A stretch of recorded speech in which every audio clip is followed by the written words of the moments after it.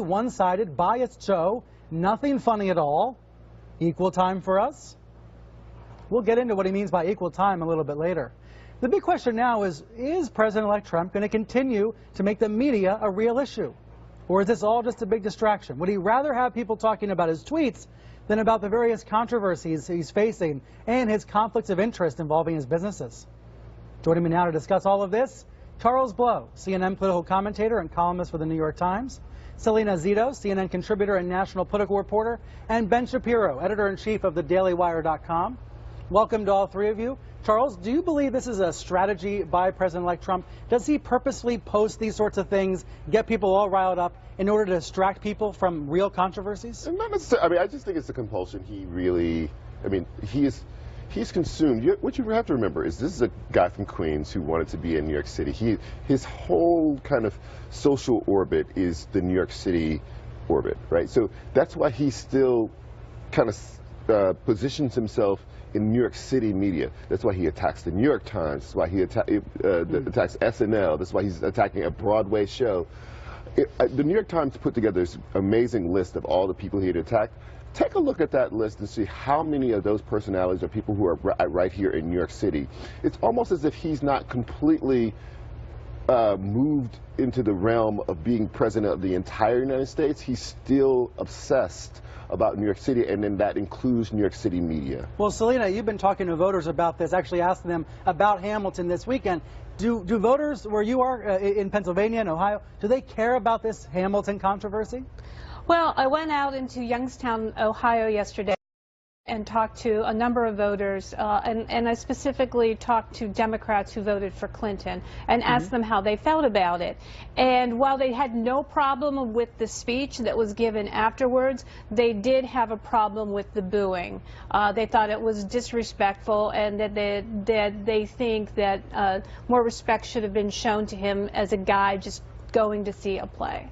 So booing by the audience members when Pence walked into the room. Let me pull up, of course, Trump's famous Twitter feed here. And let's pull up one of his tweets from yesterday about this. We can put it on screen, one of his first comments about this controversy.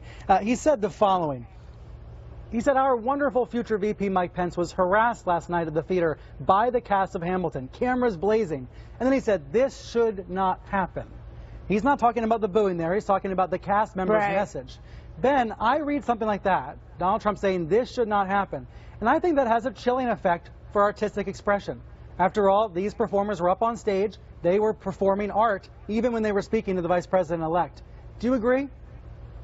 Oh, well, I mean, it isn't my favorite thing. Sorry, Ben, go ahead.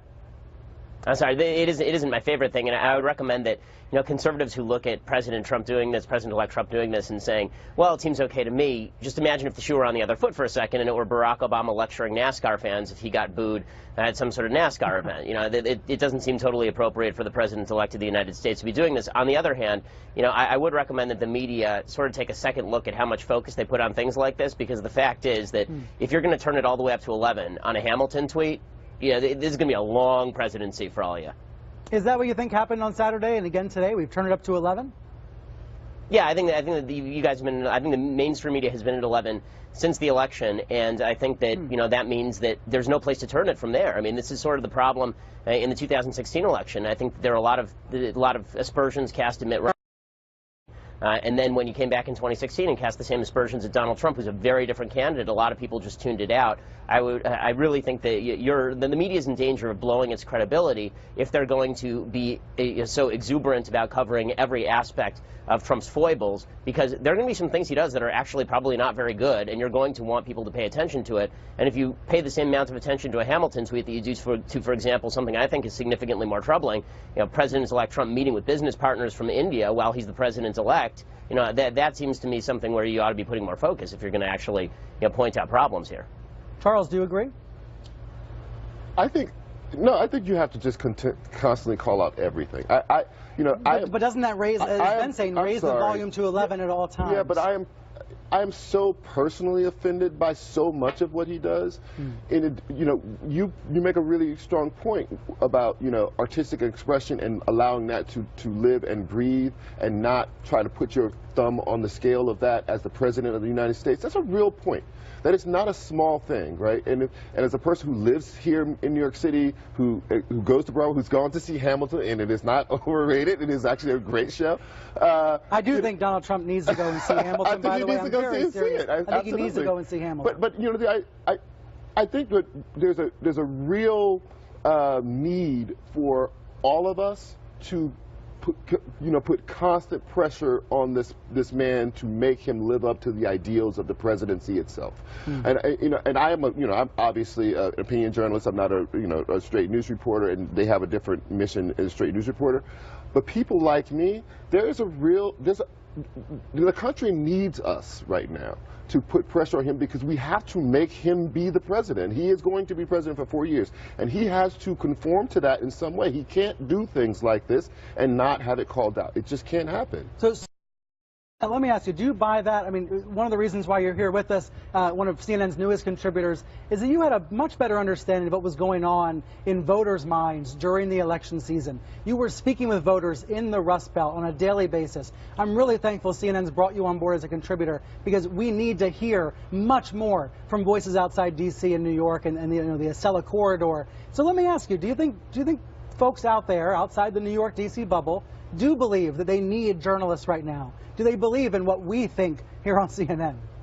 Well, I think that, and thank you for that nice introduction, but I do think that that's important, and that was sort of missed in this election cycle, that they didn't think that people not just were talking to them, because plenty of reporters went into events in Ohio and Pennsylvania and Michigan, but being there and living there and listening to them, I think that was the most important component that we need to learn from this election, is listening to everyone, and I think this is a good start.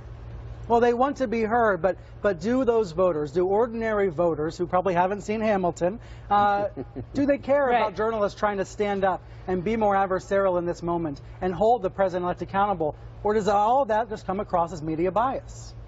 Well, it's not just media bias. I think when you look at Trump's most recent tweets, it's not just really about media, but it's about pop culture and culture's perception of America outside of New York City, right? So they like that tension. I think that even though, and back to your thing about standing up to Trump, I think viewers and voters always expect reporters, even if they don't like what we do, to challenge the status quo and to challenge, because our job is to bring them the news and have them understand what is happening. To challenge